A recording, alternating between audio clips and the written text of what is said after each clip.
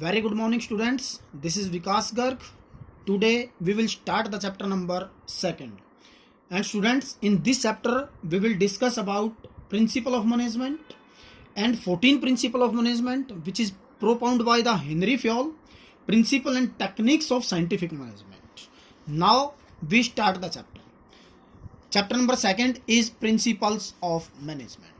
First of all, students, we should know about the meaning or the concept of the principle of management. That's the principle of management are broad and general guidelines. Students, principle of management are broad and general guidelines for decision making and behavior of managers. Students, principle of management एक managers को general guideline provide करवाते हैं to take the decision, यानी कि किन conditions में एक manager कोई डिसीजन ले. स्टूडेंट्स, ये जनरल गाइडलाइंस हैं, केवल जनरल गाइडलाइंस, यानी कि कोई हार्ड एंड फास्ट रूल नहीं है कि इन कंडीशंस में यही होना जरूरी है. ये कोई जरूरी नहीं है. ये केवल जनरल गाइडलाइन प्रोवाइड करवाती हैं, यानी कि अगर वो ये काम करेगा तो उसका इफेक्ट ये होगा. जैसे सपोज करो, एग्जांपल के लिए स्टूडेंट्स, हम समझ सकते हैं कि एक ऑर्गेनाइजेशन में किसी एम्प्लॉय की हमें प्रमोशन करनी है. That's the on the basis of the seniority, यानी कि अगर किसी एम्प्लॉय की हमें कोई प्रमोशन करनी है तो वो हम सीनियर के बेस पे कर सकते हैं. Whereas in the other way is to be follow the principle of merit. अगर हम और इसका दूसरा वे ये है कि हम मेरिट के बेस पे भी हम उसकी जो प्रमोशन है वो कर सकते हैं. नाउ द नेचर और प्रिंसिपल ऑफ मैनेजमेंट. नेचर को स्टूडेंट्स हम कैरेक्टरिस्टिक्स और फीचर्स भी बोल सकते हैं. That is the similar thing. First is the universal applicability. यानी कि students, the management principle are universal in nature. It mean students, जो ये प्रिंसिपल्स हैं these are in the nature of universal, यानी कि ये नहीं है कि केवल इंडिया में ही काम करते हैं, ये यूनिवर्सल काम करते हैं. This principle are applicable all types of organisation such as business as well as the non business organisation, small as well as the large business.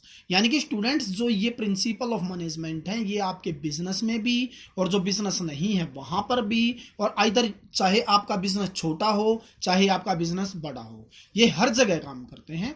जो प्रिंसिपल ऑफ मैनेजमेंट है स्टूडेंट्स, इनकी जो एप्लीकेबिलिटी है वो universal nature की होती है. Right students.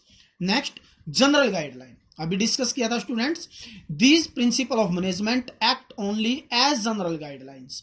ये स्टूडेंट्स ओनली गाइडलाइंस प्रोवाइड करवाते हैं to take the decision making and action, और किसी काम को करने के लिए. However they do not provide readymade solution. Students, अभी मैंने डिस्कस किया था कि this is the not readymade solution. This is only for the general guideline to the decision making for the manager.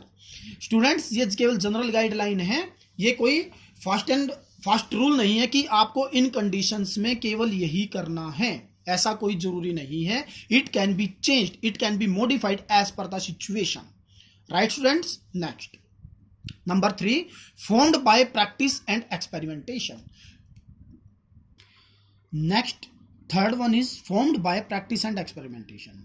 यानी स्टूडेंट्स, जो प्रिंसिपल ऑफ मैनेजमेंट बनाए गए हैं वो एक्सपेरिमेंट के बेस पे और ऑब्जर्व के बेस पे बनाए गए हैं. यानी कि बहुत टाइम तक इन पे एक्सपेरिमेंट किया गया, उन प्रॉब्लम को ऑब्जर्व किया गया और वो एक्सपेरिमेंट करके तब ये प्रिंसिपल ऑफ मैनेजमेंट बनाए गए.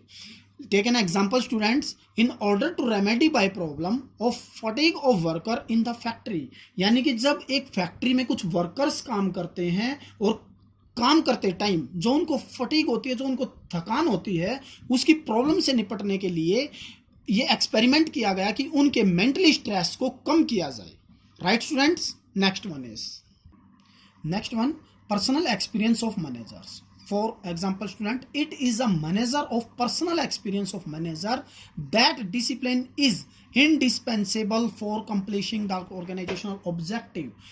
It means students, ये जो है मैनेजर्स के पर्सनल एक्सपीरियंस से रिलेटेड है, पर्सनल एक्सपीरियंस पे बेस है, ताकि जो ऑर्गेनाइजेशन के गोल हैं वो इजीली अचीव किए जा सके. Next one is flexible. अभी मैंने आपको डिस्कस किया था students, principle of management are not rigid nature. वो कोई कठोर नहीं है. Principle of management are not rigid prescription which have to be followed absolutely. यानी कि स्टूडेंट्स अभी यही बताया कि जो प्रिंसिपल ऑफ मैनेजमेंट है वो रिजिड नेचर के नहीं है कि ताकि वही हमें फॉलो करने पड़े। They are flexible. फ्लेक्सिबल का मतलब होता है students you can change according to your situation, you can modify as per situation. They are flexible and can be modified by the manager when the situation so demand। यानी कि students वो ये बोलता है कि जो प्रिंसिपल ऑफ मैनेजमेंट है ये केवल जनरल गाइडलाइन है जो कि मैनेजर्स को दी जाती हैं, but it is not the rigid nature.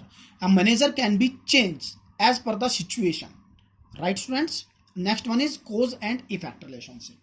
Students management principle establish a relationship between the cause and effect. यानी कि ये कारण और परिणाम में संबंध दर्शाता है, कॉज और इफेक्ट। यानी कि अगर हमने ये काम कर दिया तो हमारा ये काम हो जाएगा और हमने ये नहीं किया तो ये नहीं होगा।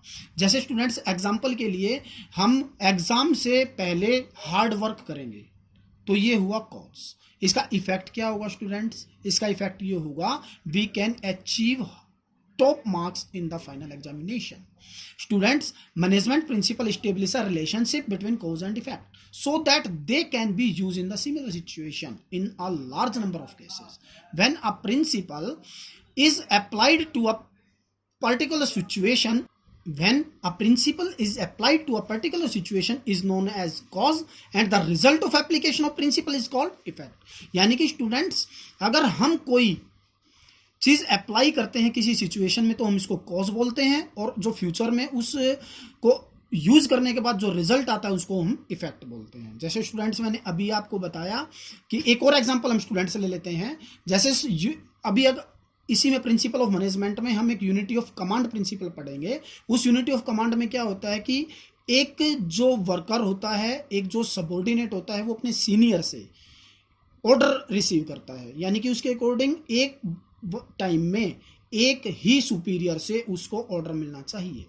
यानी कि स्टूडेंट्स हम एक सपोज कीजिए आप स्टूडेंट हैं और अगर आपको एक टाइम में 3 टीचर कोई काम करने के लिए बोल देते हैं तो you are confused what will be the preferred. आप कौन सा काम फर्स्टली करेंगे, कौन सा काम बाद में करेंगे, तो ये हमारा कॉज हो जाएगा। कॉज ये होगा कि एक ही टाइम में अगर 3 टीचर आपको कोई काम बता रहे हैं तो ये कॉज, और उसका इफेक्ट ये होगा कि आप उसमें कंफ्यूज हो जाएंगे। Student last one is contingent.